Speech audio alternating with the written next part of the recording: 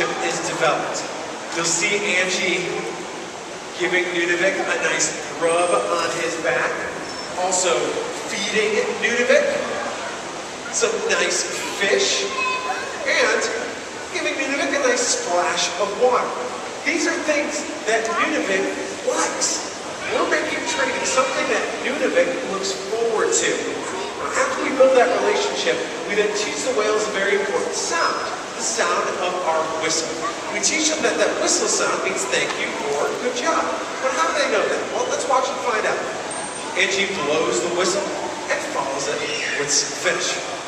Blows the whistle again. This time follows it with a tickle on the tongue.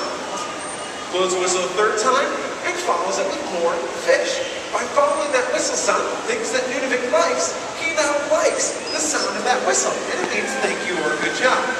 Now we can start playing some games. One of the first games we play is a simple game called targeting. The object is for the whale to touch their head to a target. Let's see how we teach that game in Nunavik. Angie touches his head, blows the whistle, follows it with a tickle on the tongue. Touch the head, blow the whistle, this time followed by some fish. Touch the head, blow the whistle, and a nice splash of water. By connecting that head touch with the whistle sound, Nunavik now enjoys having his head touched. And we can change the rules of the game a little bit. What do you think would happen if instead of bringing that target to Nunavik's head, we held it up above his head? Well, let's find out. Now you see Nunavik reaches up to find that target. We can put that target different places. We can move it to the left or to the right. You can put it under the water. You can put it above the water. We can even use tools like that targeting buoy that you see Angie using right there. Now watch as we change the rules of the game yet again. We're going to give the signal for Nunavik to find a target. This time, notice that Angie isn't providing a target. This time, the target's over here to the island on the right, where Joanna is slapping the surface of the water with that buoy. And here comes Nunavik to find that target over here. Now we say thank you to Nunavik by giving him some fish.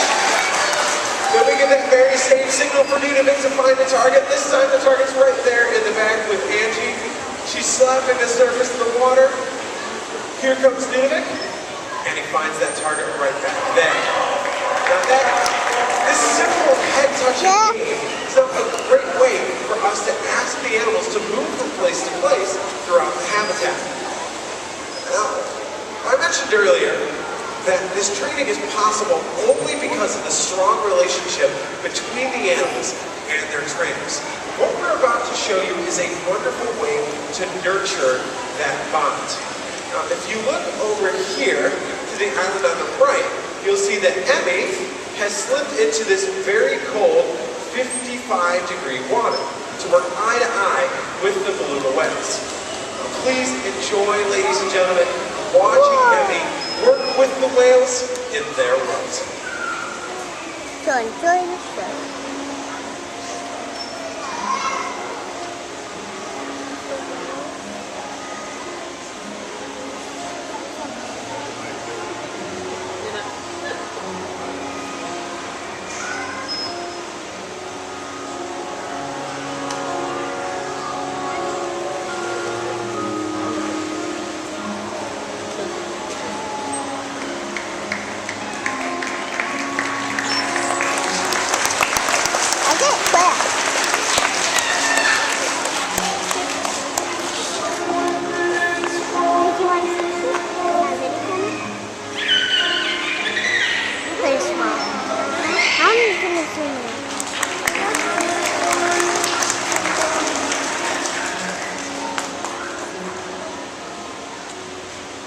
Emmy can't bring that bucket of fish or that whistle with her into the water, so she finds different ways of saying thank you to the whales by tickling them on the tongue, pointing at them, or saying good job.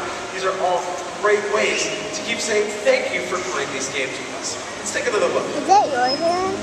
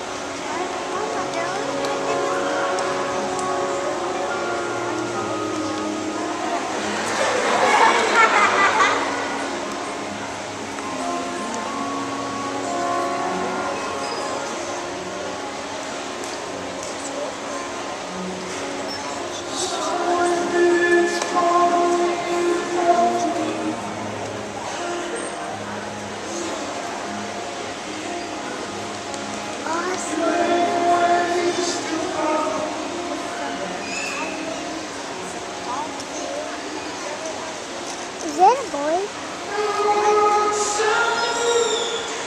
Ladies and gentlemen, Annie and the Beluga whale.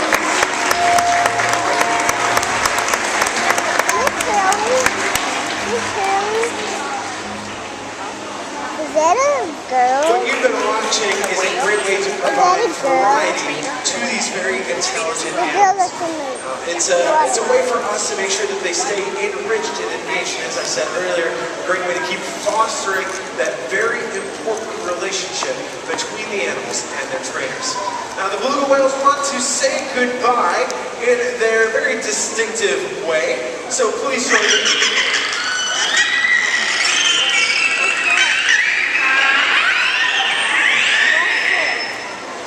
Ladies and gentlemen, let's please get a big round of applause for the beluga whale.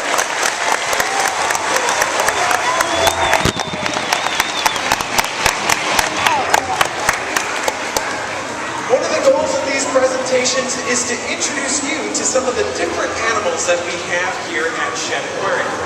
And we're going to bring out another animal for you to meet. But before we bring that animal out, we have to ask the beluga whales to leave this center habitat.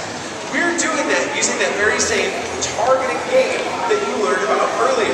We're asking the beluga whales to find their shapes, those different name tags, in another location. Now once that move is complete, you're going to meet a red-tailed hawk named Shasta.